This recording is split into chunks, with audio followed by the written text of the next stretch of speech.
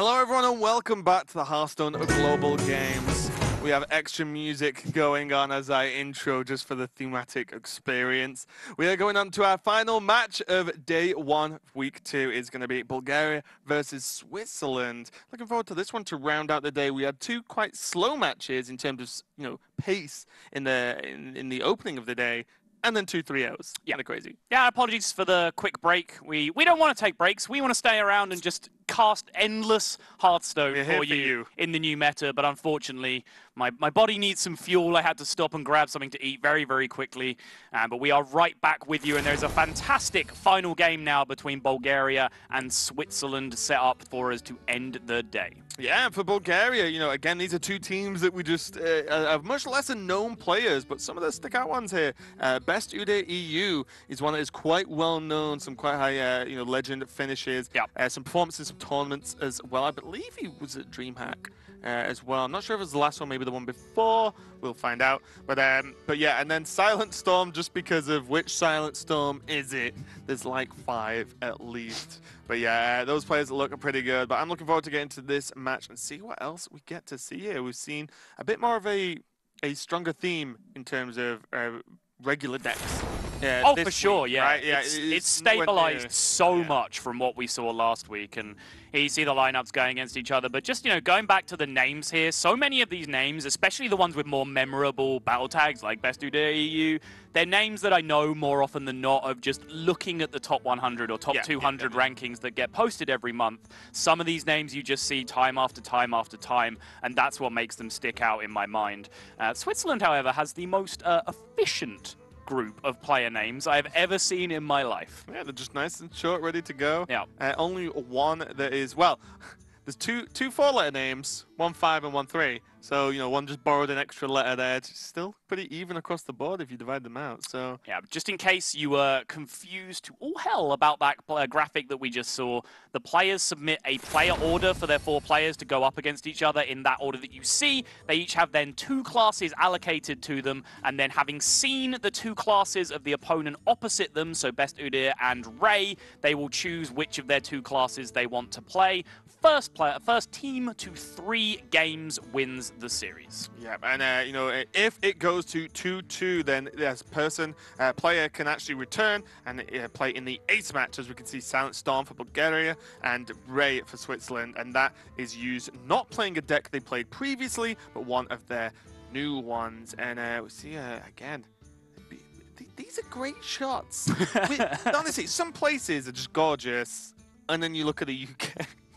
And then the shots, we don't have anywhere that quite looks as good as this. I mean, speak for yourself. Come down south every now and again, that's what I'm saying. Oh yeah, we've got this in the south. Have you not seen our snow-capped mountain ranges in the south of England? This is literally out of certain... I mean, Switzerland is stunning. It's actually one of the most beautiful places that I've been. Incredibly friendly culture as well. The locals are incredible. They all put ignorant English people like us to shame, because almost everyone in Switzerland speaks like 4 languages as a baseline. And here we are on our secluded little island speaking English and expecting the rest of the world to speak English back to us. Pretty phenomenal solid place as to far be. As I'm concerned. Switzerland, highly recommended if you're looking for a holiday destination. Yeah, and just going back to the lineups, I saw Paladin and Warrior in the same grouping. So Ray has Paladin and Warrior. To me, that is very interesting, since the Warrior and Paladin both seem extremely strong.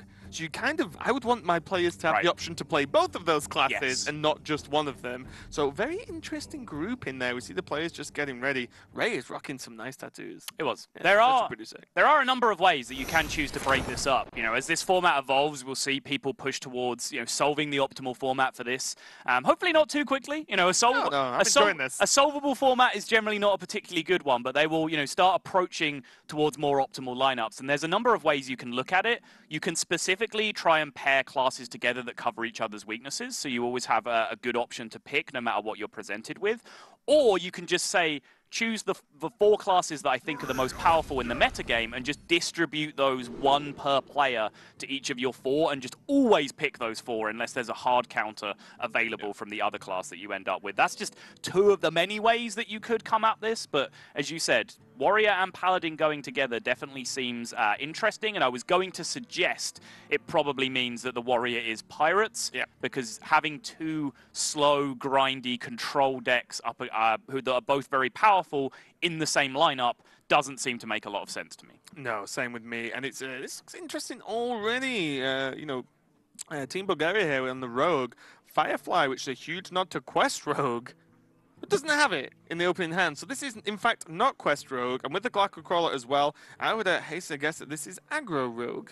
Or Tempo Rogue, I don't know what you want to call it. Well, as I mentioned, Orange posted a list recently that cut out patches, cut out all the pirates that go alongside patches, including Swashbuckler, and was replacing them with Fireflies specifically. Because when you think about Firefly, it's got so much going for it in almost any class, but in Rogue, good job. In Rogue's, it's got good education. It's making its leap in Hearthstone this year. It's got great prospects, is all I'm saying. But in Rogue in particular, it's great just as a 1-mana 1/2 that generates an extra body. But that extra body is just a 1-mana card that can always function as a combo activator.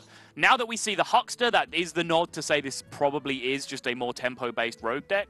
But just because we see the Firefly, that definitely doesn't rule out that it was still a miracle strategy. It's something we've discussed over the last few days as well. Like, Firefly was very interesting, where everyone knew, like, this will be good in elemental decks, right? It's 2 cheap 1-drops to proc elemental synergy.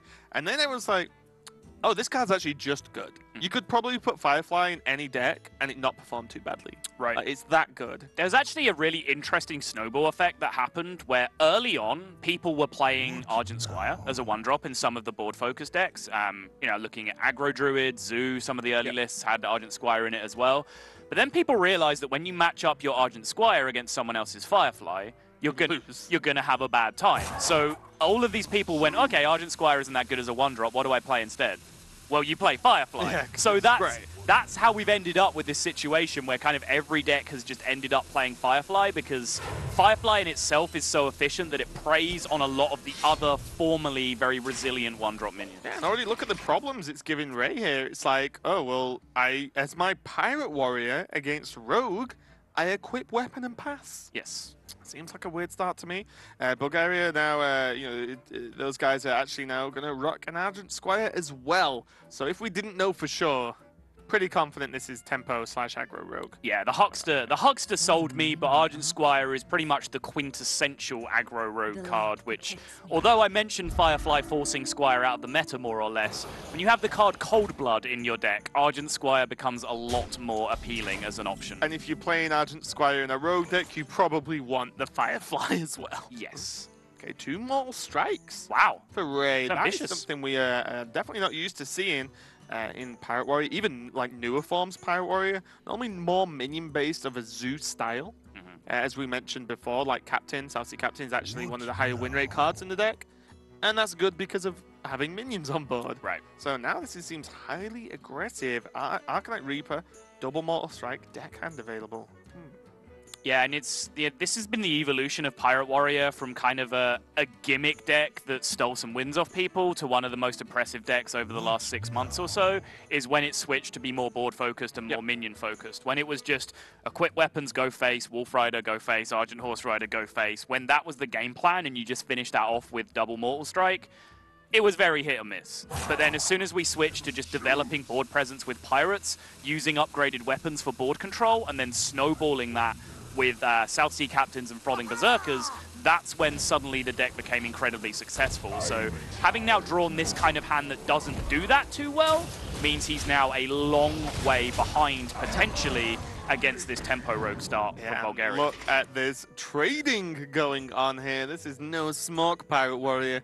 Versus this Rogue, though, I think it's completely valid, as Aggro Rogue can often run out of juice. Whereas their draws are normally low value minions, versus your draws as Pirate Warrior are normally either burst damage, weapons, or pirates, which you can normally combo together anyway. So running them out of you know, this kind of resource could actually be pretty reasonable. Huh. So the fact that the Swashbuckler got drawn, I was expecting almost certainly to see the Crawler come down here to try and curve out with it.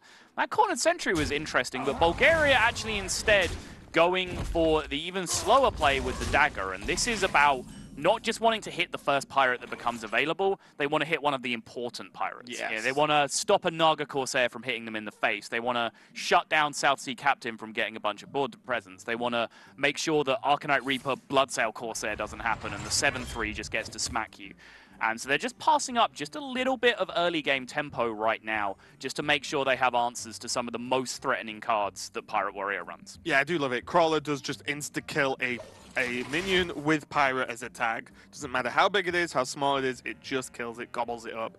And saving it for a big turn, like you said, you know, of the cards you listed, is absolutely huge. Cold Blood now available as well. Yeah, and I wonder what the initial plan was, because this is kind of the end of my thought, is that as soon as he drew that cornered sentry off the Swashbuckler, suddenly this play where you daggered up got a lot better, because over a 2-turn plan, it allows you to get an uncontested 2-6 taunt in play alongside your Huckster. So I wonder if his original plan was to play the Crawler just to really dominate the tempo, and then having seen that cornered sentry, they just made a quick pivot to this play, which has now put them in a super dominant board position. Yeah, this is very nice. I think there was a slight look of dismay as Ray muttered something to his teammates when the cornered sentry came down. It's like, what? What's going on? Especially as you said, with the clear on the Raptors is pretty huge. Corcoran Elite kind of clean it up very nicely with that attack, still survive, and then go for a weapon swing. It does get cleaned up by the Huckster though. Maybe that's just what you have to do at this point. You need to open up space. I don't expect outside Argus, maybe. The Rogue has any taunts, right? So you want to get rid of this one, then you have Arcanite Reaper, Mortal Strike, Mortal Strike. 5-10, if you get the Mortal Strikes to do 6 each, that's 22, Corcoran's 26. I mean, you're getting there. Yeah, I mean, you can even use Arcanite Reaper to dominate the board and defend the Frothing Berserker, right? Which then can just get into silly amounts of damage. Yep. But it's a matter of, you know, how many turns you have here, and of course the Corcoran isn't counted in that damage since you're using it here to clear out the taunt, so it's definitely going to be ambitious if he's deciding to just go straight out face from here. I think he definitely does have to continue to fight from board control from this position, and that Huckster is a lovely pickup to combo the SI agent, because he would not have wanted to play the Crawler on this board with how high value a card that is. Yeah. The Cold Blood wouldn't have been a complete nightmare. I don't think. I think as long as you have board control, and that's you know, fair. Best Dude is still on 28, so you can just take the 2 damage, not the 4 from the Cold Blood, get the SI down and clean it up like that. Push for 4 this turn. But yeah, the Huckster of course makes this very, very nice indeed. Expect to see Huckster and SI come out this turn. I don't really see anything that really sticks, but he's going to go Cold Blood and Dagger the 4-1. This is a very interesting race potential he's setting up here. Does take 4 extra damage, but at the cost of pushing 6. I think this play wins the game very often. I think Huckster SI also wins the game very often. It's a matter of, you know, which one of them you do want to call the high-risk play. This one ends the game a little bit quicker, but you take a little bit of extra damage in the process. So swings and roundabouts, more or less. Yeah, this could be a huge turn here now for Best Dude here as the follow-up from Ray. If Ray goes for the Arcanite Reaper, cleans up the one or the other, basically. I think you have to commit to killing the 6-2. Yeah. And then goes Dread Corsair, then just Crawler. Yes. Crawler into SI, get him. I'm going to be feeling pretty good. Plus, there's an additional card that he'll get from the Huckster as well. So it's definitely a Best Dude here, putting himself in a very strong position. And Ray now has to consider whether that 3-3 body on the board is worth paying the 6 life, because Bulgaria have just sent a very clear signal that they're looking to race here, and taking another 6 damage yourself is kind of helping them achieve that race. So he could go ahead and just Mortal Strike the 6-2, but then the price you're paying for that is just the complete lack of board development, which means over the course of a couple of turns, you probably end up taking more than that 6 anyway by the fact that you're not fighting from the board. You don't have a weapon equipped, you can't play the Corsair. If you do the same next turn, then yeah, you probably take the same damage again. I do like this play. It's going to get absolutely demolished, though. Eviscerate opening as well. This is going to be very useful as potential game-ending damage in the future. He can go Crawler here and SI face. That does push him below 12, but on 6 mana at 24, there's no way you're receiving game-ending damage, even if you do put them below 12. So if you Crawler the Taunt and you SI face, you're putting him down to 11. You then have, what, 5-8 power in board, plus a comboed Eviscerate next turn, which you can always combo with the Grime Street Informant. That adds up to roundabout lethal to me. Yeah, I think that's the key as well. Not playing the Informant this turn and, you know, using the SI means you push more damage and you can guarantee the combo, whereas if you just, like, Informant this turn to try and go for something, hit nothing, and then just drop, like, SI and be like, eh. Yeah. You know, like, doesn't really achieve much. This is way, way better. And even with those Maul Strikes glowing yellow, they do not do 24 damage between them. Never mind that they couldn't be cast. Yes. They do not cost 3 each, and they don't do 12 damage each. Those are the crucial informations right now. They could do 9.5 damage each. They could. That's fair. But is it fair? even, I mean, going down the line here, which you kind of have to survive of just starting to Mortal Strike some minions, it's an incredibly low win rate play, let's put it that way. It's higher than 0, which you probably have if you do it any other way, but still. Can Ray find something better here? Is developing the minions and hoping there is literally 0 damage in your opponent's hand the maximum win rate play in this situation? Yeah, it needs to be 1 damage, sorry, available if you develop both minions. I wouldn't even mind it that much because it just doesn't change much, right? Right. Maybe, and because those minions are Frothing Berserker Captain, yeah, maybe if they live, you can go nuts, you know, like in the next turn or so. That is still an extremely long shot. You see Ray there just, you know, seems to be medium to high spirits, even though this has not gone his way at all. Grime Street Informant. Gonna give him some options. There's a Mortal Strike. There is indeed, but it can't be combined with the Eviscerate this turn, having already spent the 2 mana. Okay. I mean, you take it, because it's lethal over 2 turns, and again, you're not going to die from 24, so I definitely like the Mortal Strike in this spot. Yeah. Seems reasonable to me. Yeah. Okay, playing the Abyss this turn. Yep. No reason. There's no way he gains the extra armor, right? If anything, you know, spending it this turn means if there is some kind of weird play... Shield block. Right, I didn't expect this. Exactly. Then that means you have more mana available on the next turn to do more things involving playing Mortal Strike alongside your top deck as well. So, makes sense. Best dude is dad maybe in the background. Just like, oh, how's it going? Yeah, I'm just wrecking some people at Hearthstone. It's fine. Yeah. Repping the country. Dad, I'm trying to represent my country. But she's shaking his head like, jeez. I told you I was playing a game.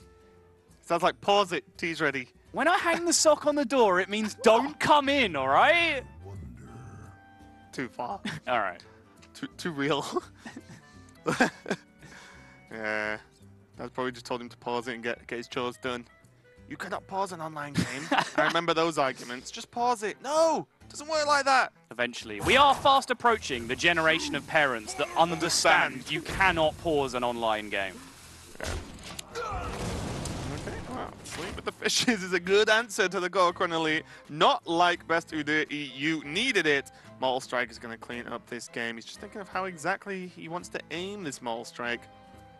Yeah, at the face. Seems like a good plan, yeah. Seems reasonable to me. And that's going to be Bulgaria going 1-0 up over Switzerland. Best Udyr EU taking a aggro rogue versus Ray's Pirate Warrior. So again, yet another deck we've not really seen too much of being brought out in this tournament and getting some work done as well.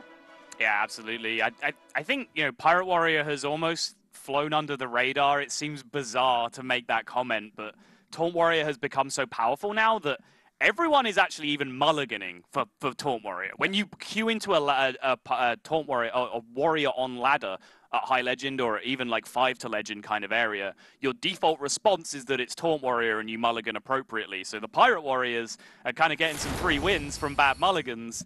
And I see no reason why that just almost wouldn't happen in tournament format as well. You can read little bits and pieces into what the partner deck was. So we both said this Warrior's paired with a Paladin. We would expect the Paladin to be the controlling class and the Warrior to be the aggressive class. So in that sense, you can get a decent read on it. Of course, Best Udyr kept the Galactic Crawler in his opening hand because why not? Like, what's the downside, really, in that situation? But yeah, Pirate Warrior, I've expected to still perform quite well.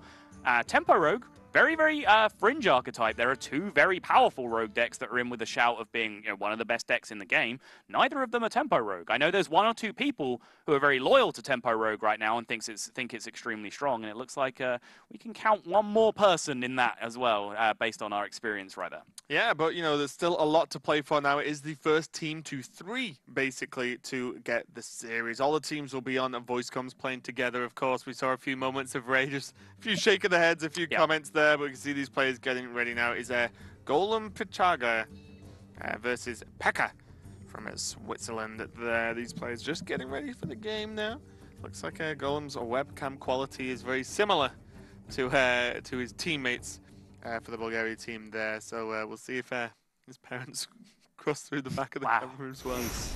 You never know. But yeah, it's going to be Shaman versus Druid, and quite frankly, I don't know what to expect from Druid anymore. We've seen 2 Jades, 1 Ramp, and that's it, right? Yep, I think that's it. Two Jades, 1 Ramp, 0 aggro so far, which has surprised me. I keep going on about this, but I don't know whether I'm overvaluing aggro Druid or whether other people are undervaluing it, or maybe it's the fact that I'm undervaluing the slower Druids. And I haven't really given them enough credit yet. I've played a good chunk of games with the Frozen style Ramp Druid. I honestly haven't tried Jade Druid in this meta yet at all. I can kind of get on board. Tried, don't intend to. Right. Yeah, I mean, the 2 decks I've confessed to not having played a single game of so far in this meta are Pirate Warrior and Jade Druid. And I think those are pretty much the only ones that I haven't tried that have any kind of public recognition. And there's good reason for that. We played those for 6 months already. We want to change. But yeah, then the Shaman as well. We've seen a few variations on Shaman, nothing too crazy. I think at least so far, the prize for the strangest deck of the day is definitely Elemental Mage in the first series of the day. Yeah. It's a very interesting deck. I think Water Elemental, as we said earlier, is very strong. Strong enough? Not sure. We'll see. Did you know Water Elemental is an elemental? Subscribe to Raven Facts for more nuggets of brilliance like that. Yeah, well, there you go, yeah. Just provide a good service. Yeah. So I'm going to say a service the people don't know they want, but they need. Story of your life.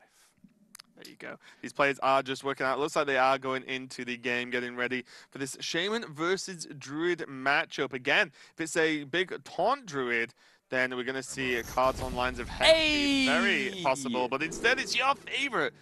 Your wishes have been granted, Sado. It's going to be Aggro Druid, Eggnapper, Bluegill Warrior, Power of the Wild, but most importantly, I think one of your favorite cards from the set, right? Is Living Mana? Living Mana is absolutely one of my favorite cards of the set. Yeah, I predicted it was going to be strong. I kind of picked it out as a sleeper card that people were underestimating in an article that I wrote as well. And yeah, it's proven to be the case. We saw, I think, on week 1.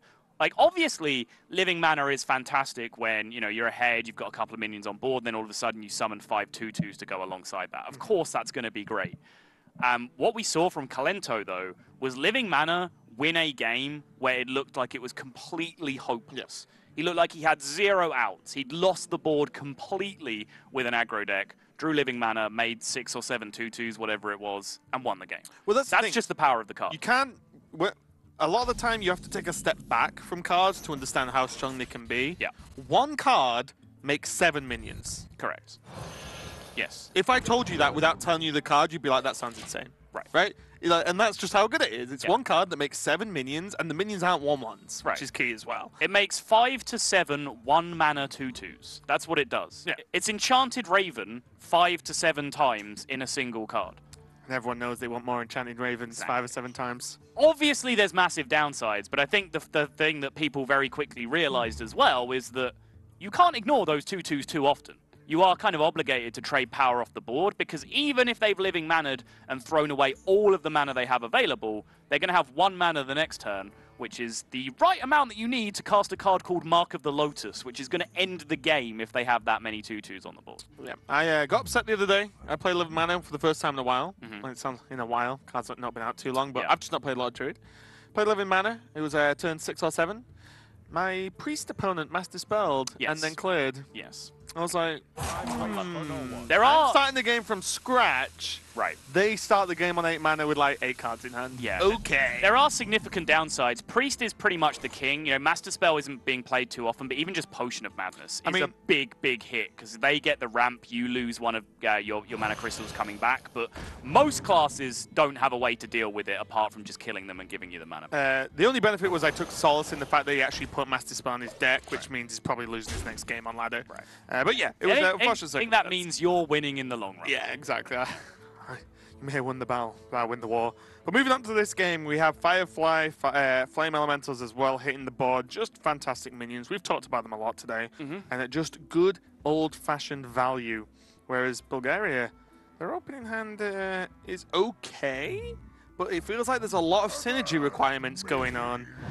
But not enough of one synergy. Yeah, and you saw deliberately Bulgaria holding out from playing the 1-drop on 1, A, because it just wasn't particularly competitive against the Firefly, and B, because they needed to make this turn happen to make sure the Ravasaur run hit the board.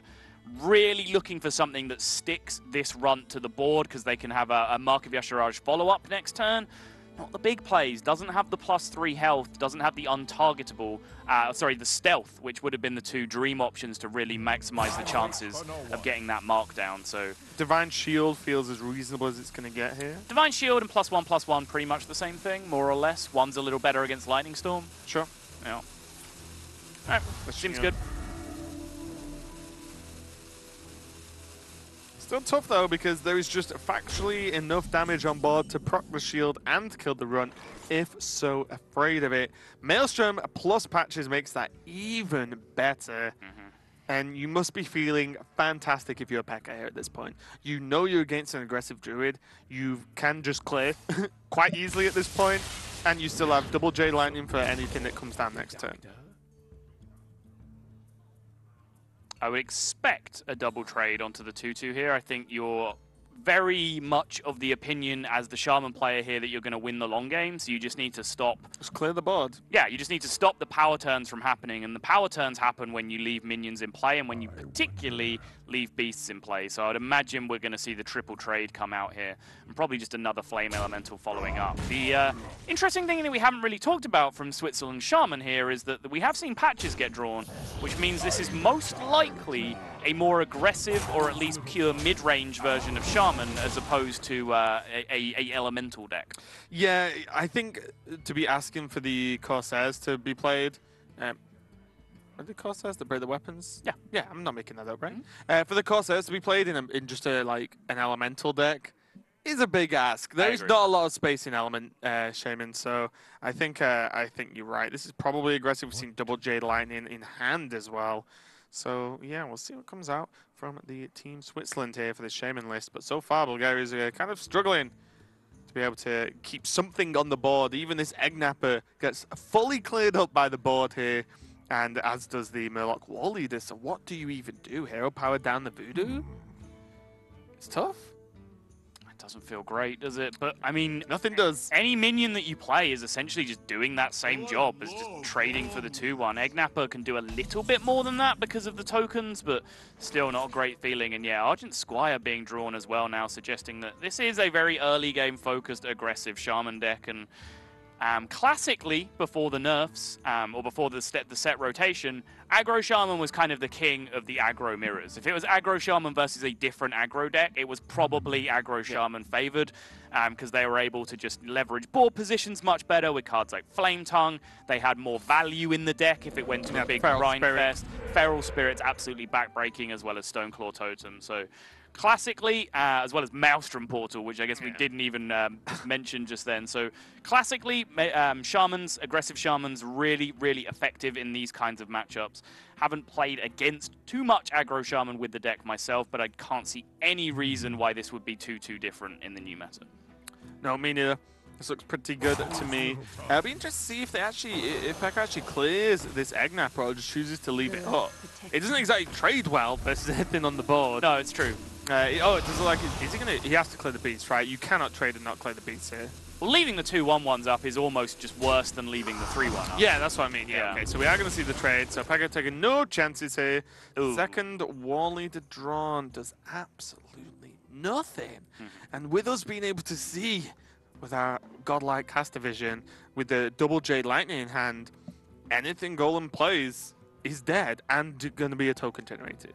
Except 5 2/2s, which he can play next turn. That's not very easy for his opponent to clear right now. So again, this is a matchup that is Living Mana completely hopeless. But Living Mana still might just be good enough to get you there. It really does depend on Switzerland's next draw in this state, because I think this Jade Lightning is still only a 1/1. So even if Jade Lightning is cast this turn, it's not going to contest one of the Mana Treants. Yeah, it's definitely is still a 1/1 yet. We're not seeing any more Jades. So Camera Twilight might now be an option. It's more on curve. And I wouldn't mind that. I think you can just take 3 damage here. Seems good. Yeah. Means you've got a good chance of killing the beefier end of the scale in terms of the aggro druid. Not sure exactly what they run at the top end. I mean, some go as far as like Curator, right? Yes. Generally, those versions I haven't seen be too successful. Yeah. I tried them out. They weren't great for me. And I also haven't really heard of too many other people having massive success with them. The more aggressive lists basically top out at 5, and it's some combination of 2 or 3 copies of Living Mana and Bittertide Hydra that are your finishers, as well as obviously Finger in this version that's playing the War Leaders. I mean, Living Mana seems reasonable to me. You might just have to. The Innovate draw is actually really big here. Because it allows you, right now you have no turn next turn if you're Living Mana, because you don't have a 1 mana play in hand, but the Innovate actually allows you to potentially get value out of Savage Roar. The only issue is that Savage Roar next turn is only going to be pushing damage, and it's not going to represent lethal, I don't believe, right? 10 plus 10 plus 2 is 22, should be the damage it causes, right? 5 or 5 4s plus 2 if you want to look at it that way. So it wouldn't be representing lethal, and since all the board he's facing down is small tokens, it's not like Savage Roar to trade is really effective tempo or anything like that either. So, but honestly, end of the day, you're so far behind, you just have to play the best card in your deck and hope it gets there, and that is Living Mana. Sassy Deckhand is going to help clear these up now, as that was the struggle, right? All these minions on board for P.E.K.K.A. are 1 attack. So then, you know, they actually trade very well into these. Yep. Well, sorry, the Trents trade very well into these minions. Yep. But the Deckhand's going to help clear up 1. He can still Jade Lightning another weapon or 1 more. He can actually just fully clear the board. Does mean he only ends up with a 1/1 and the Elemental on the board, but maybe that isn't so bad. Yeah, as a general rule, when you can afford to do so, let them make the trades on their turn, so because you don't get the mana back immediately as full crystals when you trade on your turn, so it actually still blocks you from developing. But the problem, as you said, is that if Switzerland don't take efficient trades this turn on their own terms, every single one of these treants just value trades into something on the board. There's no Maelstrom Portal in hand. It was used early. There's no Lightning Storm in this deck. The problem is Power of the Wild, Solar Forest, Savage Roar. You know, you're just giving them... They're making cards that are actually bad in their hand, which you've probably got a reasonable read that some of them are at this point. You're making them good by not trading. So he's going face? Has he counted a potential 2-turn lethal here? Because he can go face completely... And that leaves him with 4 plus 8, 10 damage the next turn. Interesting. I'm surprised he didn't attack. Because he can Jade Lightning, Jade Claws, Deckhand next turn. Well, the 4/2 doesn't do anything on the board, right? It just eats a treant. Yeah, but I mean, if he draws Jade Claws now. Oh, I see. It's just blown 2 damage. Sure. Like, whereas he can actually fit it in next turn. And it still procs the... I know it doesn't proc the Deckhand attack. Right. If he doesn't draw a Jade Claws, so that's the reason why he's held on to it. Yes. But I don't know. I feel like if your opponent's trading with you, and you're still pushing damage, you've got another turn to draw again. So there's also the fact that right now he's actually done this very intelligently, because he didn't want to load anything onto the board that these treants can trade into. He's actually happy. It doesn't want the mana. With the fact that you can have this much power on board, but I'm going to say to you, you can't cast Savage Roar, you can't cast Power of the Wild. He doesn't know there's an Innovate there as well that would make those things possible, but he doesn't want targets in play that Bulgaria can trade into and get mana back from the following turn, because he knows things like Defender of Argus can actually put a stop to his plans right now. And right now, from Switzerland's perspective, there won't be mana available to play that anytime soon, although we can see with Magical Caster Vision that Innovate can make it happen on the very next turn. Yep. So now there's an Unbound Elemental. Part of the list we've seen from Aggro Shaman. is the Unbounds. It's a bit of a strange one to me, at least. I think there might just be better cards, but... Reynad's favorite card. Yeah. Every time he builds Aggro Shard, doesn't matter what the meta is, Unbound just goes in there. He swears it's just the nuts. Well, the huge benefit of it is it gains health as well as attack, right? So there are minions that gain +1/+1 can kind of run away with games, right? Because they just get too big. Secret Keeper. Yes. Is a good example of Undertaker. Undertaker back in the old days is another good example because they get bigger than they should be allowed to be, right, for their mana cost. But in this deck, I mean, we've still not seen the Overload cards. I imagine there's Lava Burst, Lightning Bolts, even Jade Claws. The difference is, you know, Tunnel Trog was effective because, you know, you can Overload with an Earth Elemental on Unbound Elemental. It still only gains +1/+1. It's just every time you Overload. Yeah. Whereas, you know, Tunnel Trog, the more you overloaded, the more you gained from it, right? Which is what made it so effective. Okay. Just going to go for it. You know, Pekka from Switzerland here just committing to the plan. You know, spent the time to discuss with his teammates, no doubt, but he kind of committed to this plan last turn. It would be weird to change now. Mark of Yashraj, not going to change too much. Innovate into Defender Vargas with trades. Well, post-trade, I guess. It's going to be the idea here. Does he ever aim the Argus onto the 2/2? Just to give it as much health and not trade with that one. Yeah, if you're Argusing, you for sure want it on the one that has 2 health, but you can make 3 trades here into the 2/4 and get yourself 3 more mana back for the next turn. Savage Roar, again, doesn't just quite get there. It is available with the Innovate, of course, but as we mentioned right before he even played Living Mana, it wasn't a lethal setup with the Savage Roar. Double Mark of Yasharaj drawn as well now, so he has a lot of damage to put together when he gets some of this mana back, and it looks... You know, it's such a deceptive card as well, Living Mana, because it looks like he's been struggling immensely since the turn he's played this, but it's the only reason he has any shot of winning this game. Yeah. If he didn't draw this card, he would be dead. Like, pretty straightforward there. If it was any other card in the deck that isn't the other Living Mana, he would just be dead at this point. Oh, the Portal is a savage pickup for Switzerland. Bulgaria took the risk of making a less resilient competitive board state, leaving the Unbound alive instead of full trading, just to potentially set up that Savage Roar lethal out, but it exposed them to this Maelstrom Portal here, and that could just be one card too far for Bulgaria to be able to recover from. Yeah, he's going to have a lot of mana for Golem next turn, but as you said... 7. 7's a lot. 7 is a lot. But he's not got a lot to do with the mana. No.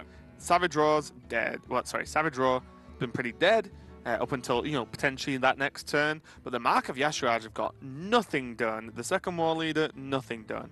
All down to not having the mana available. But as you quite rightly said, without Living Mana, this game was over 2 turns ago, probably. Yep. Maybe Shellshifter can get him there if he draws Shellshifter, just because he can make it a 3/5 taunt and then slam some marks on it. Both of the transformed forms of Shellshifter are beasts, so he would get full value out of the mark as well. So really, you should go stealth and just OTK with the Savage Roar turn up. Well, he is a little bit concerned about just dying. Yeah. A little bit. Okay, 4 damage, going to spawn the Elemental as well. Plenty of damage on the board for Pekka, and this Druidless is not known for its ability to clear a board. Let's see what this draw is for Golem. Egg Napper, not going to do it, and I believe that is just game. Staring back at 8, can only get himself up to 7, so it's looking pretty unfortunate for me. No way to draw cards. He has a Murloc and a weird thing that spawns plants in his hand, so Mark of Yasharaj is going to be dead as well. A weird thing that spawns plants in his hand. Yeah. Agnapper spawns 2... Oh, so they're raptors, right? Yeah, my bad. Okay, Sol's grasp on the card art / lore on point as always, but Pekka does even it up. For Switzerland versus Bulgaria here, 1-1. Yeah, and back on the board is very important. Don't want to go 2-0 down in the series. I think everyone that we've seen go 2-0 down today has then fallen down to the 3-0 as well. The other matches have been more competitive, but hey, they are back squaring it up at 1-1, back on the board now and back in with a fighting chance. And that matchup did pretty much look like a procession. I mean, the Living Mana made some interesting things happen for a couple of turns. There was the threat maybe of that Savage Roar coming through and ending things, but the Aggro Shaman just got so far ahead early that even Living Mana wasn't enough to come So back. the power of Firefly. Exactly. Straight away, you know, 2 Fireflies, absolutely fantastic. 4 1-2s for 4 mana across the first couple of turns. Sounds fantastic to me. We are going to be moving on to Silent Storm representing Bulgaria versus Dark for Switzerland. It's going to be Mage versus Warlock. We get to see a Warlock today. Very true. Didn't want to, probably avoided the Mage looking over at that potential Hunter pick from the opponent, went with Warlock instead. Maybe indicating this is Zoo. I think Zoo can definitely do okay against Hunters if you're expecting that pick, but instead ran into the Mage. So if you end up with Zoo against Freeze Mage, then you're going to have a generally bad time. Mind games coming into this here, I think. And, you know, it's, as we said, there's a fair few Mage lists knocking around at the moment. It's hard to want to bring one that isn't Freeze Mage to a tournament, right? Yes. Like, you know, play what you want on ladder, enjoy. But for Freeze Mage to not get picked would be crazy. The deck is just strong. Whether it's the strongest deck in the meta at the moment, I'm not an expert on Freeze Mage to know. But, you know, it's very, very powerful. And when your options are versus Zoo, then you're going to be feeling pretty good. Especially as, you know, the point we made earlier, it's not a great format for tech cards and hard targeting, the format that we have, because your matchup is against one of 2 decks. So even if you tech very, very heavily for Freeze Mage with, you know, the Eater of Secrets and anything else that you can choose to be playing, it's very hard to guarantee that you're going to be running into that matchup with any given consistency. Yeah, and seeing the players get ready there, I instantly want to know how old Dark is because he looked quite young. He did. Yeah, he looked, he's the Swiss Amnesiac / George C. / who was the third? Who did we add to the list? Who was the third one? Did we add someone? I think we added someone to the list, yeah. One about young prodigies. Again, memory of a goldfish, me. You were probably asleep. It was probably on day 1, where Sottle could not be bothered turning up. I was dying. Literally dying. Do you really believe that? Do you really believe that? Mage versus Warlock. So we've talked about Freeze Mage versus Zoo. That's one possibility. We could also be seeing some kind of Control Warlock come out, but I feel like Switzerland's pick was to get away from the control deck that would get beaten up if there was a Hunter pick. Yeah. So it wouldn't make a great deal of sense to me for this to also be a Control Warlock. So would expect it to be a Zoo from their side. But as you mentioned, lots of Mage possibilities. Freeze Mage, probably the most common, the most expected in this week of the tournament. But there's also the 2 different variations of Quest Mage, the Giants version and the Sorcerer's Apprentice Antonidas version. There's an Aggro Mage that's been very successful on ladder for some players. Just, you know, pure burn, Freeze Mage without the freezing, essentially. Just send it all at face from minute 1. And there's also, you know, a Tempo Secret style Mage that's had a little bit of success. And if you pay attention to the tournament today, apparently there's also an Elemental Mage, although I'm not convinced of that yet. Hashtag Pyros. Yeah, so I think as well that from what we've seen, especially today when the meta is sort of way more settled than last week, is that Hunter seems the key pairing class at the moment that causes the most issues, right? There's Hunter versus Control Warrior, Hunter versus Mage, if there's tech, even without tech. And again, you know, Hunter versus just control decks in general, definitely something to think about. And I feel like that's the one where the strongest pairings have come out and the strongest sort of counter-pick opportunities have happened. Yeah, I think that's a really good point. I think Hunter isn't super well positioned unless there's a very, very specific meta. Like there was for a period where the only decks kind of around the rank 5 legend and beyond meta, the only decks that were being played were Quest Rogue and Quest Warrior. Yeah. You just had to beat that. That's all you had to beat. That's when then Hunter was incredibly powerful. Now we've settled down into a lot more variation. I'm not sure how well Hunter does against the field. But again, if you kind of narrow it down... It's like a deterrent, right? Right. There's a good chance that just having Hunter in the right spot in your lineup throws a spanner into the works of what your opponent wants to do. Yeah, it's one of the things where you can say, do you pair Hunter with a class or deck that's strong against, you know, say, Freeze Mage, Control Warrior, whatever, and then suddenly it's almost like a ban to your opponent. So then you can say, well, actually, if they have any of these other decks, Hunter's really strong, or my other deck I pick is really strong. So definitely something to consider as we continue to explore and investigate this format. But we are going to be going into Game 3 now the players are ready. Silent Storm versus Dark. Silent Storm Appears to be a freeze mage to me. Blizzard Ice Block and Acolyte of Pain, normal indicators, whereas Dark looks to be on a Zoo Warlock. Yeah, so no great surprise. As I said, I would be surprised if this was another control Warlock to go along in the position in the lineup that this was for Switzerland. So no great surprise to be seeing Zoo, and for different reasons, no great surprise seeing Freeze Mage either, just because it's overall power level right now. And I imagine, you know, Acolyte of Pain used to be a borderline keep in some matchups, but I think these days you have so many extra good minions to draw early. Like you know, those. Right, Doomsayer, Medivh's Valet, Arcanologist in particular. Glyph is not the worst thing in the world if you have to spend 2 mana on it in the early game. That, you know, you can mulligan much more aggressively with this version of Freeze Mage than you ever used to be able to, because you have such consistency with hitting a 2-drop now. Yeah, and I think as well, this version of Freeze Mage is potentially even better versus Zoo than the old version, because you have less hard combo potential, but more, like you said, minions. There's the Arcanologist, the Valet, for example, yep. and even Primordial Glyph suddenly, you know, creates a card that may be perfect for you to deal with the current board situation, as opposed to saying, well, this is what I've got all the time. Right. For example, if you Glyph on 2 and take any secret, that gives you a Valet on 3. You can just go 1 mana secret that got discounted and the Valet on 3, and you're just away. From there, that's just a huge tempo swing straight away against Zoo. That can just really almost no matter what the secret is as well, which is funny. Yeah. Well, you're activating it instantly, so it literally is any secret. You literally just go 1 mana secret. Yeah, I mean, like, most secrets will even help you get further ahead going forward as well, so it doesn't even matter if you get, like, a bad one, so to speak. It's still gonna help, and it's almost free as well. Having seen the coin double ones here from Switzerland, the Doomsayer might be tempting, though. Yes, it still leaves that 1/1 death rattle around on the board, but if he starts to do other things apart from Doomsayer, then the amount of power on the board just starts to increase exponentially, and that Doomsayer just gets challenged instantly, and he's, you know, in a position where he probably needs to pair Frost Nova with it at some point. So Doomsayer wouldn't surprise me here, but that Glyph Valet setup is also very appealing. Yeah, it's a tough one. I always would like to see this kind of play, the Doomsayer, because it's one of those moments where you won one in a series, right? You have one game to play. You know, you don't want to get, like, cheesed by something. Do you know what I mean? Like, you play the Doomsayer, it's relatively safe. I don't think there's anything that really punishes this. And then, at worst, you can always just ping next turn off the 1/1 if you're that afraid.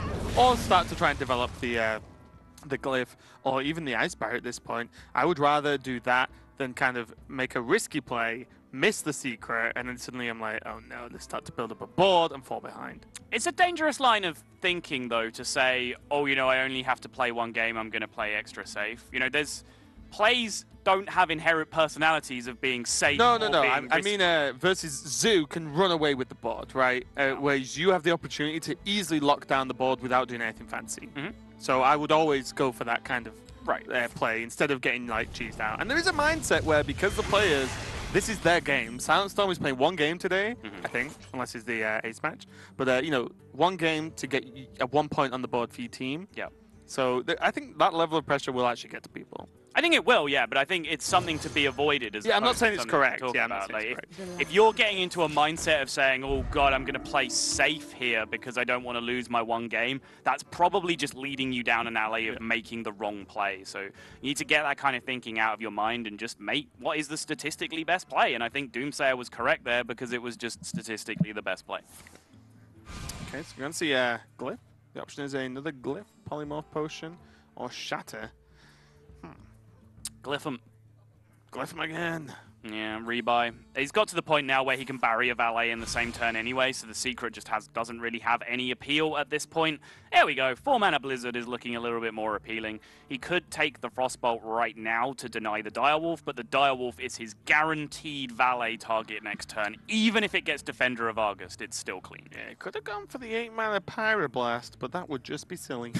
just to let's go through all the options here. We're showing no option bias. But yeah, you know, Ice Barrier into Valet looks very, very nice next turn. Oh boy, this game's about to get real.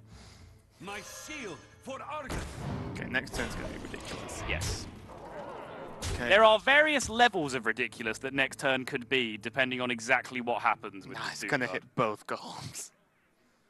100% of the time. Even if it does, the 6-mana Blizzard and the 4-mana Blizzard now being paired together with a Doomsayer, he probably just beats Doomguard summoning double Silverware Golem. That's how savage this matchup is. Well, when you were saying last time, like, you know, Freeze Mage might even be more powerful in a lot of matchups than it was before the expansion. Yep. Even with the lack of Ice Lance and Kobold. And this is one of those instances where Glyph especially just allows you to do things you shouldn't be allowed to do. Even, you know, Meteor is a fantastic card I love off Glyph. Yep. Gets some amazing work done. And becomes very nice. What is it? It becomes 4 mana? If you take it off Glyph, it starts at 6. Yeah, 6 mana, right? Yeah, yep. So 4 mana Meteor is exceptional. It's one of the few ways where I've had significant success against Inner Fire Priest with Freeze Mage. Bomb it with a Meteor. Right, it's like, because quite often in the early game, they'll just make a 12-12 or 14-14 and just smash you with it. This is the moment. Gets one Silverware Golem and holds on to the Soulfire, which is very, very nice. And the second Silverware, even though obviously if it's discarded, it would go into board anyway, but it's got almost guaranteed synergy next to it. But, hello, have you mentioned the fact that we can now Blizzard and Doomsayer on turn 6 because Glyph is unfair? I have not, but you just did, yeah. and did my job for me. Yes, as you said, Glyph allows you to do things you shouldn't be allowed to do, which in games, sometimes it's called cheating, but sometimes it's just called how the game works, and this is going to work in Bulgaria's favor to a large extent here, as there is almost no... There isn't an answer, right? There's no answer. Soulfire, tap Soulfire. Okay, there's one answer. Very unlikely. I mean, even if he drew second Soulfire now, he could still dodge the discard on the 2 Soulfires, but that would be like a clean answer that's always guaranteed to work. Well, this is fine. It just means the Doomsayer gets a little bit more value later on. It's not like your opponent can not play minions and play around it, right? Right. It's one of the reasons why Freeze Mage has just always been good versus Zoo, is that your opponent's plan is very straightforward. Yep. They're going to keep playing minions and try and punch you in the face. There's not a lot to really think about in terms of knowing your opponent's plan. Yep. So then, as you said, by gaining more and more value from almost a guaranteed Blizzard Doomsayer combo, you just, you know, you're making the chances to win just way, way, way more likely. So it looks like Argus coming down and now discard the second Silverware Golem as well is the play that Switzerland are looking at here. If that happens, then we do really start to get into the territory where there's just no possible answer to a Doomsayer and a frozen board, unless there is, of course, the crazed Alchemist technology in the deck as well, which is sometimes included as that big answer. And I think if you're bringing Zoo to tournament right now, you are trying your very, very best to beat Doomsayers. Yeah.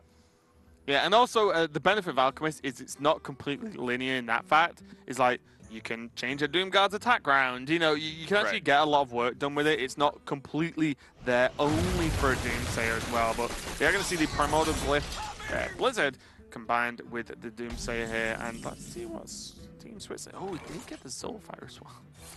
And the okay. Well, Devil Sorek is probably as good as it was ever going to get here. You play that, get a 5/5 on your opponent's turn.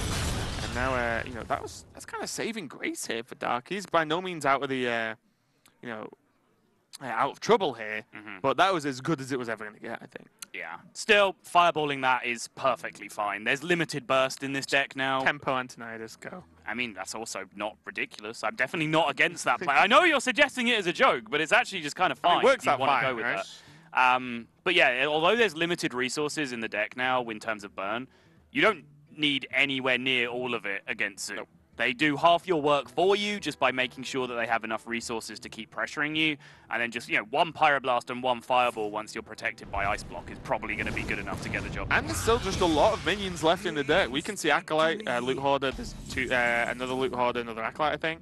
And then also there's the Archaeologists that we've not even seen yet, you know, which still don't sound crazy, but still 2/3s to start chipping away. That BM Knife Juggler pickup probably means he's going to have to Soulfire this Acolyte of Pain, and yeah, he's going to commit to it. And Life Tap, try and fill out this minion curve, get a little bit of pressure going yet again. Frost Nova picked up now for Bulgaria, and Antonidas Frost Nova on 10 is a game-ending play against Zoo most of the time. Yeah, and there's Archaeologist as well, so an easy turn here for Bulgaria. You can draw a secret, play it, play the Loot Hoarder, and ping. Would they rather have block or barrier at this point? Probably block, because block is the guarantee that you can get there with, like I said, you know, you get Antonidas in play, and then you have the guaranteed amount of turns that you need to end the game. But there's nothing wrong with Ice Barrier #2 in this spot either. I mean, you're at effective 30. Do get the block, though, so there is that guaranteed extra turn that they potentially need. I think, like, block is checkmate, but what would barrier be better with? I think block just guarantees it, right? Because of the Antonidas Frost Nova, but I think both of them pretty much guarantee at this point. Yeah, that's fair. Seems like a fair I was trying to think assessment. if, like, Eater of Secrets changed anything, but it Not really. Right? No. It really just doesn't.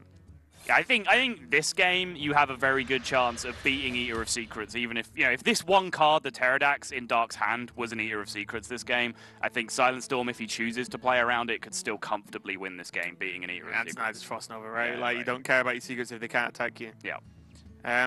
Yeah, this is just not gone Dark's way at all, but this is one of the problems as well. Like, you bring a deck like Zoo, and even if you think the deck is good or strong against a lot of the field, you can just run into Freeze Mage in this format. You don't know who you're playing against until it's already pre-decided, so you can't even say, oh, I'll play against that guy. I know he hates Freeze Mage. You know, you can't do that. Although, interestingly enough, and we'll find out this tomorrow, one player has challenged another player to queue first for when they play tomorrow. And I want to see if that happens, because that would be great. That's something that can actually go on. Is it the last match? It's USA versus Right, Netherlands. okay. Yeah, sure. So we'll see. Yeah, we'll see if that happens, as that will be kind of funny. But back to this game, it doesn't look like Dark's got anything, as we can see, that is going to really help him here. He just gets a reasonable Pterodax off though, but it's just not going to be enough. Then there's Glyph next turn as well, with a guaranteed Antonidas. So you've seen 2 Soulfires, 1 Doomguard. So, I don't know, like Crazed Alchemist into Doomguard to trade is the only way your Antonidas dies? Or Siphoned Soul. Alright, in terms of cards that might actually get played in Zoo, Raven. I'm just saying.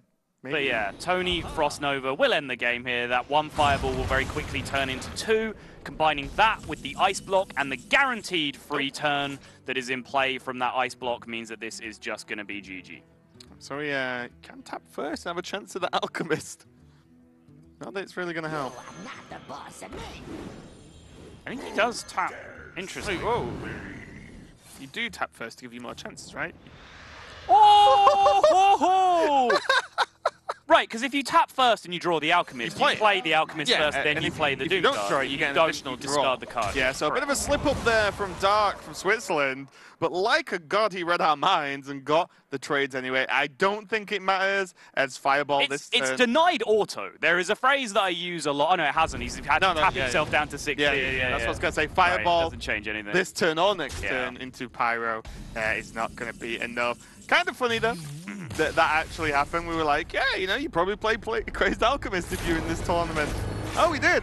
Yeah, I mean, of course you do. Like that's just right. Like, there is no way you are bringing Zoo to this tournament without at least giving it a fighting chance against Freeze Mage. And normally, the Crazed Alchemist tech is not supposed to be so you can trade your Doom Guards into his Archmage Antonidas. There it is. It's supposed to be... It all went to plan. So you can snipe the Doomsayers. But amazingly, we called that play. It happened. It still wasn't even close to good enough. Blizzard and Doomsayer, the spare Blizzard. Early Doomsayer shut it down. Medivh's Valet picked up some tempo early on. Spare Blizzard off the Primordial Glyph. So much time to spare in the end for the Freeze Mage. That's a really good point, though. Imagine what that game would look like without the second Blizzard. Very different. Yeah, very different. And the thing is, I think that's why Primordial Glyph is very strong. There's the options at burn, of course, but Flame Strike, Blizzard, Meteor, Volk Potion, you know, there's so much AoE available, and reducing it by 2 is absolutely incredible. Yep, even if you miss that, Cone of Cold, Mirror Image, all of these things that can just buy turns. But now, 2-1 lead for Bulgaria, as you see. Best Udyr and Silent Storm have picked up wins. Pekka have picked up the win, the solitary win for Switzerland so far. And it's going now to potentially come down to Morgulard versus Bozo. And Raven, would you like to make your standard excited noise for us about the fact we're going to see Hunter? Yay! There you go, close enough. Warrior versus Hunter again. Probably pretty polarized on which end of the Warrior spectrum we come down here. Yeah, it's a tough one. I think, if I'm completely honest, depending on the Hunter list, even like Taunt Warrior might not be a walkover at all. No. If you don't if you don't run enough late game, then you just can't get through Warrior and they kill you. Like, it sounds really weird as Hunter's supposed to be good versus Warrior and has been in Control Warrior, has been for a long time. But honestly, if you start drawing into like your 1-drops late game, they just kill you. It's actually crazy. And you need to have cards on the lines of, you need to be really good at rolling poison on Adapt. And then there are even builds that have had double deadly shot. Hunter's Marks we've seen. Yes. Fairly common as well. So there's a lot of tools you can use to beat the deck, but it's how tech the Hunter is at beating that one deck. Because no one else plays taunts realistically like the Taunt Warrior does.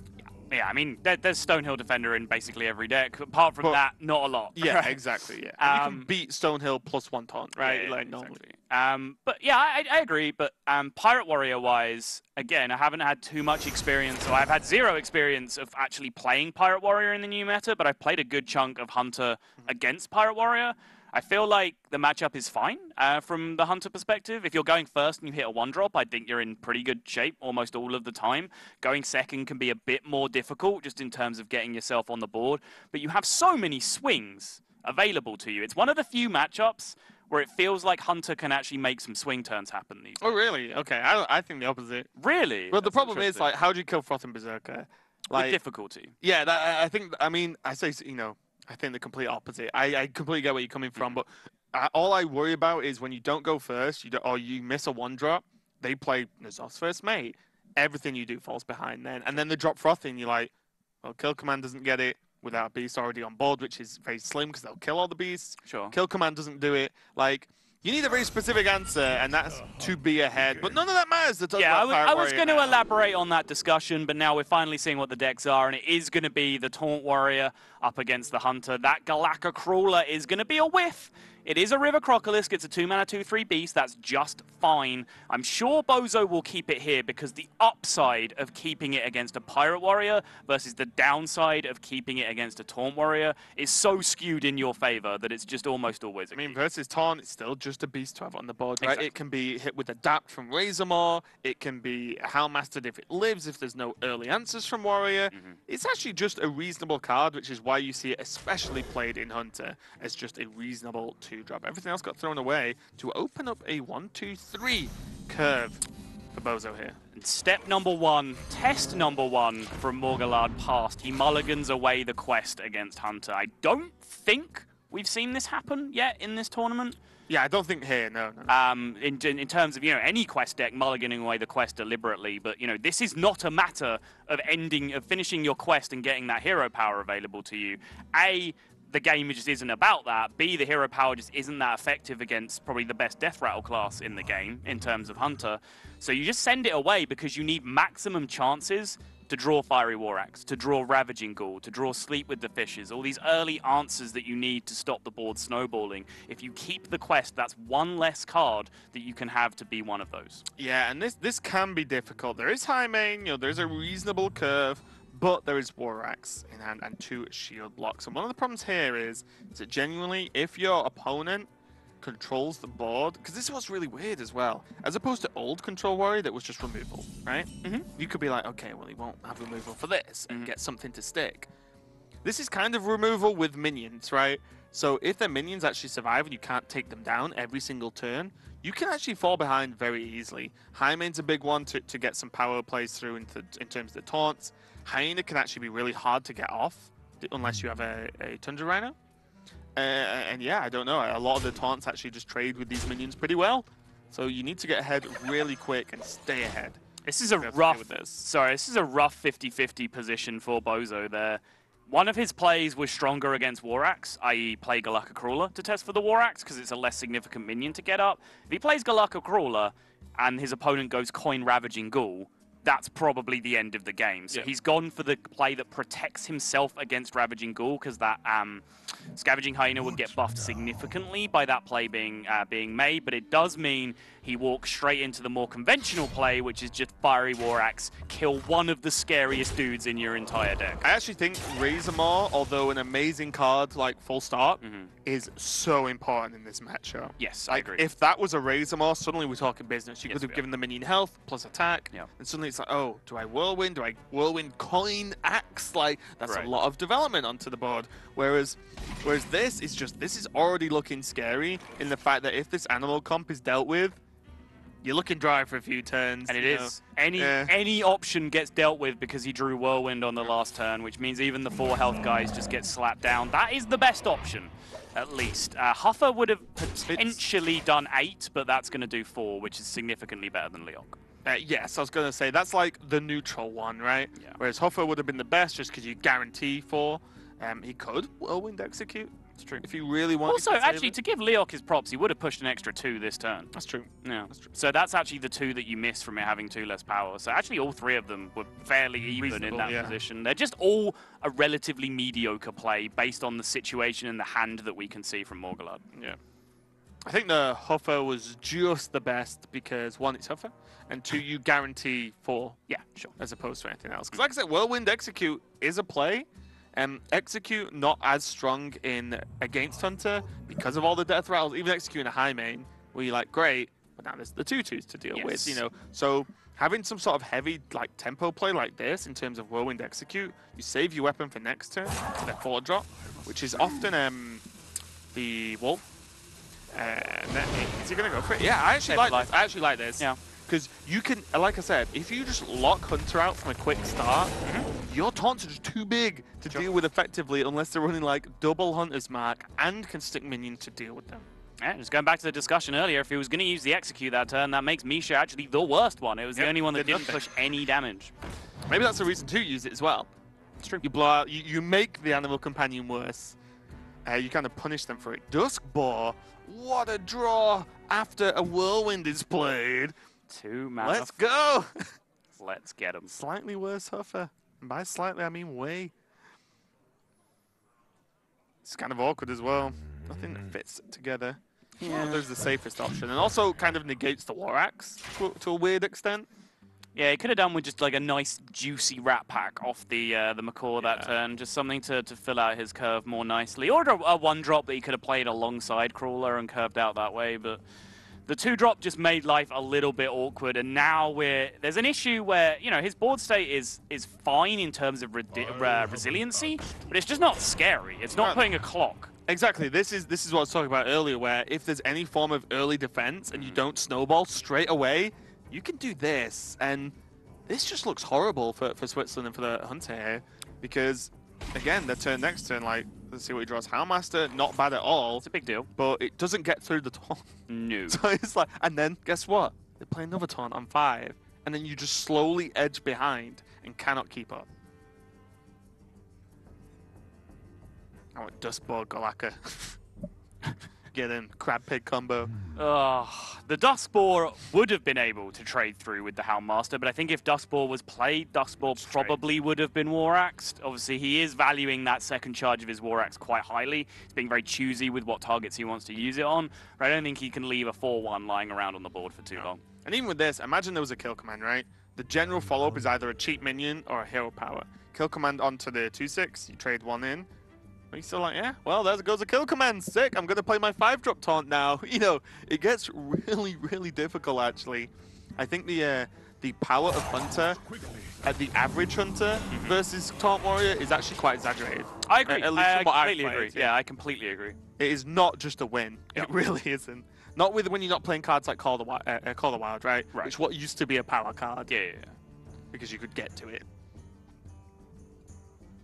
But as you said, the procession is going to keep on going here, but you can see the power of mulliganing the quest. It's given him these extra cards that he's kind of drawing right in the nick of time.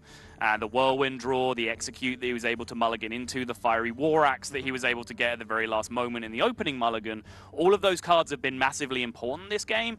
And how many would he be on if he did play the quest on turn 1? I think this Hatchling would be number 2, maybe? This is first. So, he just wouldn't be getting anywhere with the quest because he's forced to react. It'd be a card down. Right, exactly. And also as well, As you know, I've harped on about it a bit, but the power of this opening with Warrior, who needs the quest, right? Like, it's literally not his win condition.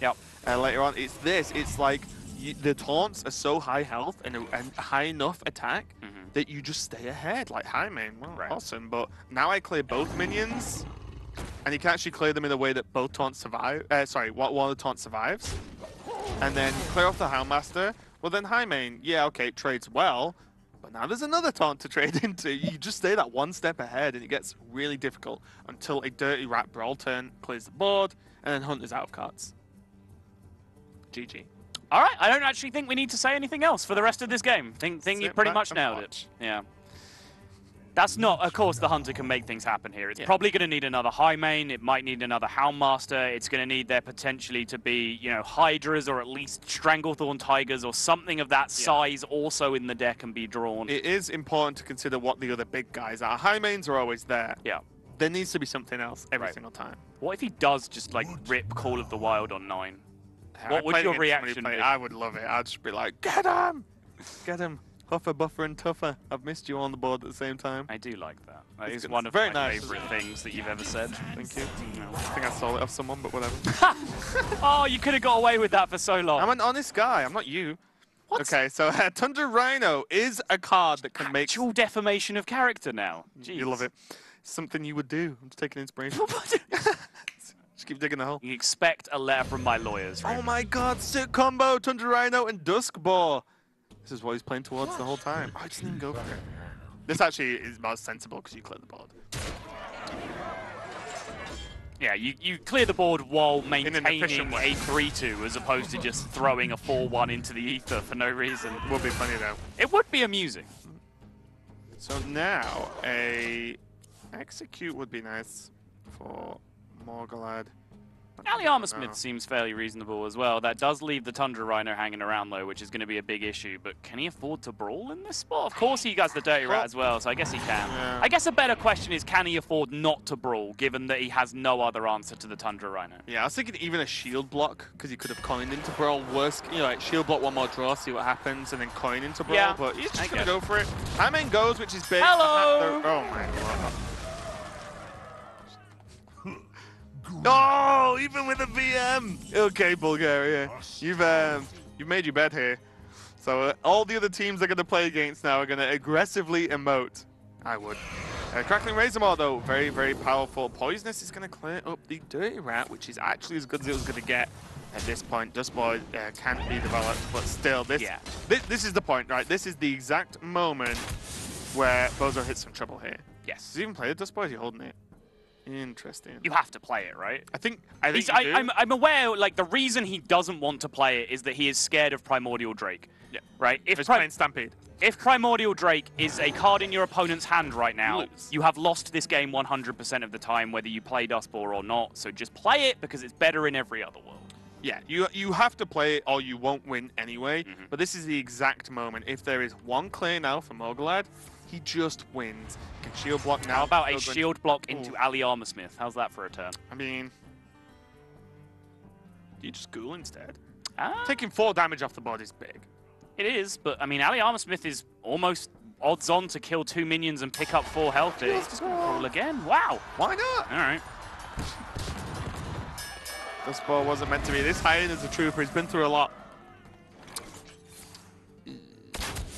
Good when you're ahead. Terrible when you're dead. Yeah.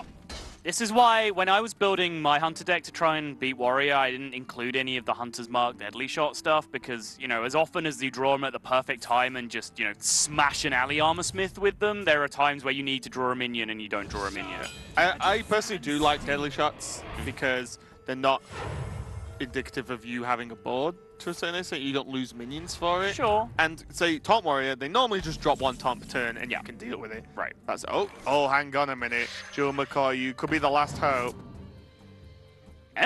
Not terrible. It is a moderately sized dude. Gold animation on. Hang on, click. Nope, go right. I've seen Hunter's Mark. I think it's just like dropping his jaw really big. It's funny. Yeah. It's munching on something. Fair play. Okay, well, look at him. Ah. Poisonous again, +1/+1 Shield, right? Divine Shield. Most likely Divine Shield, but Poisonous is an option. You'd rather have Poisonous on a small token that's attacking with charge, essentially. I mean, you know, Adapt in general is so much more potent on a minion with charge. Yes. Which is why, I think, like, this was one of the first Adapt cards to be revealed, if not the first Adapt card, right? Verdant Longneck? It was. And people were trying to evaluate exactly how much Adapt is worth as an effect in terms of mana cost to work out whether this was understated, overstated. The answer to the question is that it's very, very different as to whether your minion can attack that turn or not. So since this card is just self-contained, it's not very powerful. Then you look at Gentle Megasaur and be like, exactly. Ha! Right. Gentle Megasaur is the version of this with charge. And even though it's more situational, you'd much rather have that card in your deck because the effects happen instantly. Instant effects are just, you know, the most powerful things in Hearthstone. That's why we saw Rag being played all the time and we don't see the slower, clunkier cards. That value. And now, again, this draw, like, has to be high main. How many times have you gone down this line? A lot. Hey! God, I'm good at Hunter. Yeah, this is the only chance, literally, you know, depending on whether they had other big dudes in the deck. High main is probably the only card that gives him a fighting chance. Still difficult with Sleep with the Fishes as well. This is one of, like, Warrior is the king of making boards where you have no idea what you're supposed to trade into. Like, do you kill the Acolyte to try and deny draws? Do you kill the Armor Smith because it's going to net life in the long run? Do you just hit face because 5's a big number and you're a hunter and you don't want to think more than that? I mean, these are all valid questions, Raven. Yeah, the last one especially. I mean, look, we cast on the game earlier where just getting aggressive and going face was key. That was really good, actually. And there's a high main on the board. That's another card that's good at punching you in the face. And we have seen 0 kill commands. I believe 0 is the correct number, yeah. So definitely something you can... When you're in a spot like this, you have to be, exactly like I said before, well, this card has to be high main, this card has to be kill command. That's how you have to play, honestly. I'm not even, like, joking about this. You have to play as if you're going to draw the best cards you can. I feel like the next card being kill command isn't even good enough, though. Like, the next card needs to be, like, a Swamp King Dread or something ridiculous. I'm okay with that. He needs one more big, chunky idiot to stick on the board. Shield Slam. But that Shield Slam is potentially just game-ending now. Second Armor Smith as well.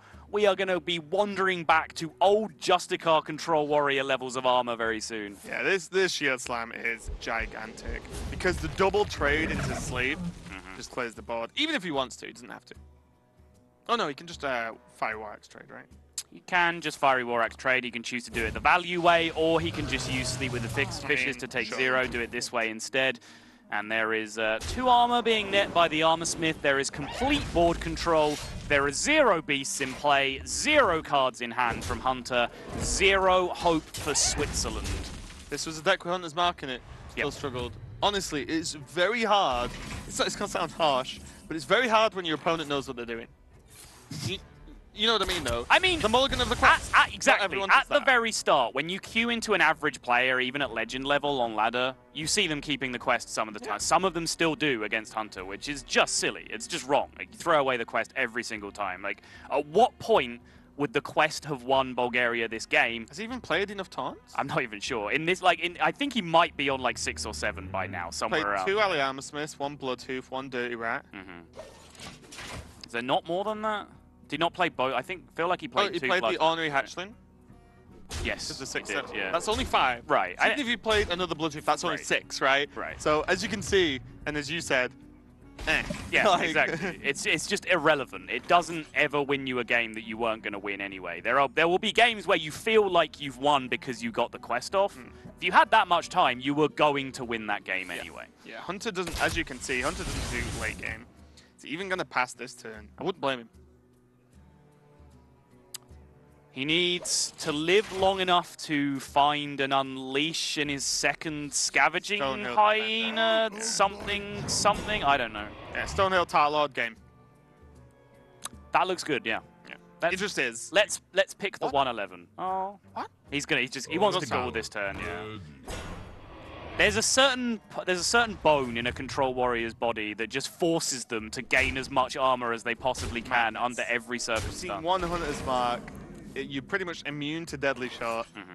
Just put the 11 health minion on the board. Double Direwolf, not going to help. It's only getting worse. I won't be too surprised for a concede soon. Looks like Bulgaria's positioned themselves to win the series 3-1. Yeah, now the taunts have come down, even back-to-back Unleash and Hyena isn't even really going to make a dent, right? Yeah, exactly. The fact that every dog you're trading is giving away 2 armor anyway, your Hyena's only going to get up to, what, 12 attack, 14 attack, somewhere along those lines, depending on how many minions are in play. Like, it's and the fact that you can't trade the armor. So there's, look at Morgalad with the flag. I like it.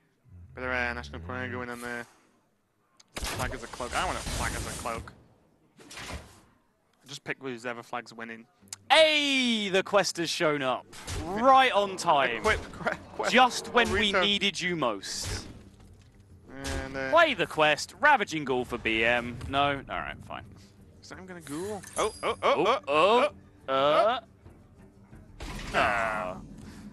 Okay, Alley Cat. Sick draw. Get some value from the double direwolf though.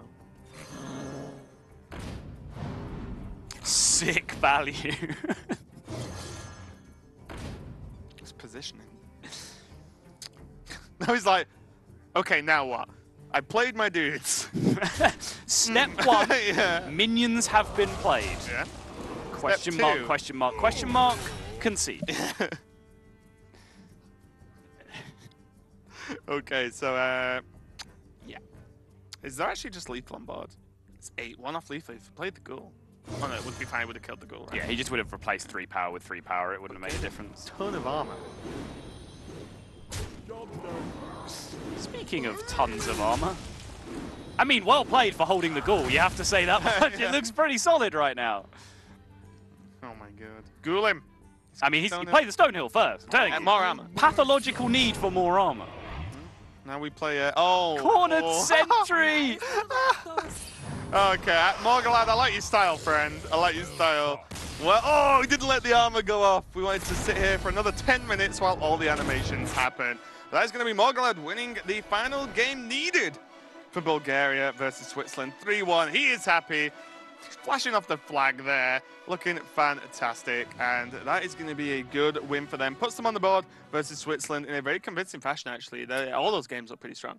Yes, they were, and that final game was just exactly the kind of game that the Control Warrior players just enjoy in some kind of sick, twisted way, where you've won the game for the last 10 turns, and you just have to slowly torture your opponent out of existence. But here is the story of that series as a whole. Best Udyr EU picked up the win with Rogue early on. Pekka squared it up with the Aggro Shaman. Pretty much a blowout game against the Aggro Druid from Golan Pichaga. Silent Storm picked up the rudimentary win with Freeze Mage up against Zoo. One of the classic matchups, been bad in pretty much every iteration of those 2 decks. Nothing new in Ungoro, and then the game you just witnessed, the slow, steady procession towards the inevitable death of Bozo as Morgalad with the Taunt Warrior.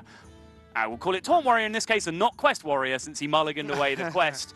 Got the job done and secured a big, big win for Bulgaria. Yeah, I think Bulgaria did, or at least got the good end of the stick more often than not there in terms of even just matchups that happened. Right? Oh, yeah. Even getting the Aggro Rogue versus Pirate Warrior was just picking Aggro Rogue is just better than any other Rogue against a Pirate Warrior player. Tempo Rogue, Raven. It's not an aggro deck. It's a fine tempo deck for gentlemen. Okay, Tempo Rogue. Yeah. Just like every Hunter deck's a Tempo Hunter then if it's a Gentleman deck. There you go. Okay, so we can check out what's gone on today as we are done with all our matches. New Zealand beat out Austria in a 3-1 victory for those guys. That was awesome for those. A bit of an upset. And then we had what could be deemed as not an upset too much is Japan beating out Israel 3-2. Yeah, and it looked like a second upset was potentially on the card that game. Japan really had to scrap back to get that one in the end, but did get it done. Then, after the closer series, the blowout started to come out. Turkey with a 3-0 blowout over Vietnam. Slovakia, perhaps this is the most surprising result we have seen in the entire tournament so far. So far on week 1, when we saw a giant come up against a minnow, the minnows were getting crushed and devoured. But this time, South Korea, your pick, one of the genuine giants of this tournament. I got to throw it in there. I mean, come on. one of the genuine giants of the tournament just got crushed 3-0, and that was massively unexpected. And then, of course, the series that you all just watched rounded off the day for game number 5. Yeah, and we can check out the group of Bulgaria and Switzerland now. Bulgaria and Brazil, along with Sweden, up at the top. China, Indonesia, and Switzerland hanging out in the lower half of that group. So that group has all played 1 match each. You can start to see how it goes out. And already Bulgaria rocking at the top due to only losing 1 game in that series. Yep, China with work to do. Definitely China with a lot to prove after their recent performance in HCT, which was probably below the standards they have set for themselves. So now moving forward onto HGG, trying to make a significant point. No such luck so far. They are one of the big major nations that are so far underperforming. But of course, little ridiculous to say that anyone is underperforming at this point when we're pretty much only 1 game into the tournament from the majority of the teams. Yeah, and that's going to be it for us today. We've had 5 matches. We're going to be joining you tomorrow again for 5 more. We've got some great matches coming up. Any sort of the main ones you're looking forward to tomorrow? I mean, USA Netherlands is the standout right away. The real question. I think, the way day 2 works is, we shift forward in time a little bit, so we start to bring more of the North American teams into play, and the USA in particular, because there's so many personalities for the USA that, we know and love and have, spoken to, hung out with a bunch, you're invested in on a personal level. Just some of the stories of them matching up against the other teams. Last week it was the UK that obviously we were involved in enormously, but as you mentioned, the little back and forth we've had between Tyson and Firebat on the USA and Netherlands team, it's added a little element of spice to that game as well. Yeah, looking forward to that. But as you said, we're going to be back tomorrow with 5 more matches from Hearthstone Global Games. We've had a great day here. We've got more coming up tomorrow. So make sure you tune in and hang out with us as we cast some more Hearthstone for you guys. Thanks a lot for watching. We'll see you tomorrow.